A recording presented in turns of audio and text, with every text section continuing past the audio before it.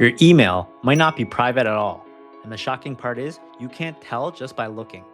That message you sent this morning could have passed through multiple servers, and without the right protection, anyone with access along the way could read it. In the next minute, you'll learn the practical difference between transport encryption and end-to-end encryption, and exactly when to use TLS, SMIME, or PGP. First, what email encryption actually does. It turns readable text, called plain text, into scrambled ciphertext, and only the right key can turn it back. There are two big approaches: symmetric encryption, where the same key locks and unlocks, and asymmetric encryption, where a public key locks and a private key unlocks. Now here's the key concept. Email security works in two layers, and mixing them up is where most confusion happens. Layer 1 is transport level encryption, like TLS. It protects your message while it travels between servers, think armored truck. But TLS does not mean your provider can't read your email. It simply means outsiders can't easily eavesdrop during transit.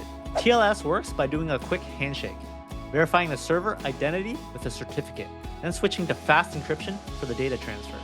You'll also hear about Start TLS. It tries to upgrade a connection to encrypted, but if the other server doesn't support it, it may fall back to unencrypted delivery.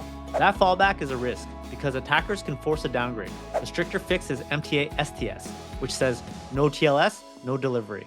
Layer 2 is end-to-end encryption. This locks the message before it leaves your device, so the email servers can't read it at all.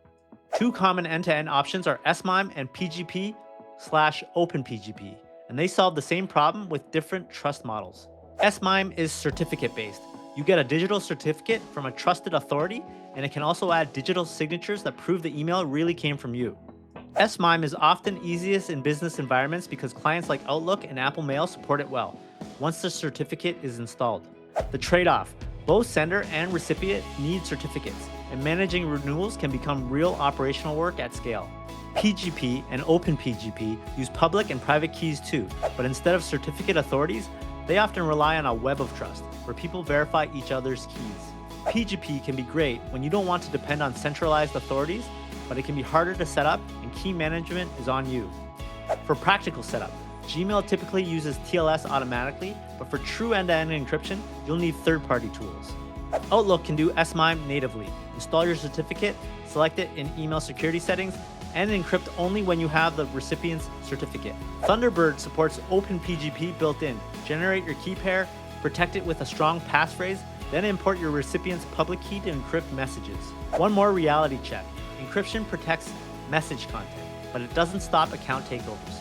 Use multifactor authentication and verify identities for sensitive requests. Now take action. Pick one upgrade you can implement this week. Confirm TLS is enforced, add SMIME for business-sensitive emails, or set up PGP for high-privacy communication. If you want more guides like this, covering secure setup for Gmail, Outlook, Thunderbird, and mobile, subscribe and share this with someone who still thinks email is automatically private.